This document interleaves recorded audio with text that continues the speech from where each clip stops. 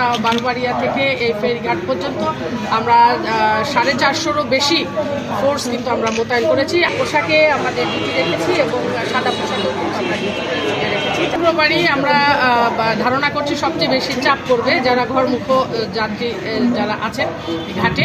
আমরা কিন্তু পর্যাপ্ত সংখ্যক পুলিশ এখানে মোতায়েন করেছি। আমরা বারবাড়িয়া থেকে এই ফেরিঘাট পর্যন্ত আমরা 450-রও বেশি ফোর্স কিন্তু আমরা মোতায়েন করেছি। আমাদের সাথে নৌ পুলিশ রয়েছে, নৌ পুলিশের টহল ডিউটি রয়েছে, বিআইডব্লিউটি এর সহযোগিতায় আমরা কিন্তু এই ফেরিঘাট এবং লঞ্চগুলো পরিচালনা করছি।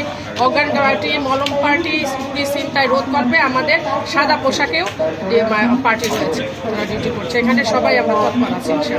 আইন শৃঙ্খলা পরিস্থিতি স্বাভাবিক রয়েছে এবং আমরা আমাদের যে তৎপরতা এটা বহুগুণে বাড়িয়ে দিয়েছি অন্য সময়ের চেয়ে। ঈদুল আজহাকে কেন্দ্র করে ঘরমুখী যে সকল যাত্রী রয়েছে যারা ভাড়া সেখানে আমরা পোশাকে আমাদের ডিউটি রেখেছি এবং সাদা পোশাকেও কিন্তু আমরা ডিউটি রেখেছি, যাতে কোনো ধরনের মলম পার্টি এটা আমরা রোধ করতে পারি। হ্যাঁ, আমাদের অবজারভেশন আমরা কিন্তু প্রতিটা পয়েন্টে যে গুরুত্বপূর্ণ যে পয়েন্টগুলো রয়েছে আমাদের বারবাড়িয়া থেকে শুরু করে পাটুরিয়া পর্যন্ত প্রত্যেকটা পয়েন্টে কিন্তু পুলিশ মোতায়েন রয়েছে এবং সব জায়গায় আমি দেখতে পেলাম যে খুবই স্বাভাবিক আছে। ধরুন যে আপনার যে ট্রলার ট্রাক অথবা অন্যান্য পিক আপে যে নিয়ে যাচ্ছে খুবই স্বাভাবিকভাবে আছে এবং তারা কিন্তু তাদের নির্দিষ্ট গন্তব্যে যেখানে যাবে সেই সাইনবোর্ডটাও তারা সামনে রেখেছে, যার ফলে সহজেই তারা না এখন পর্যন্ত কোনো ধরনের ইনসিডেন্ট নেই। ইনশাল্লাহ আমরা নির্বিঘ্নে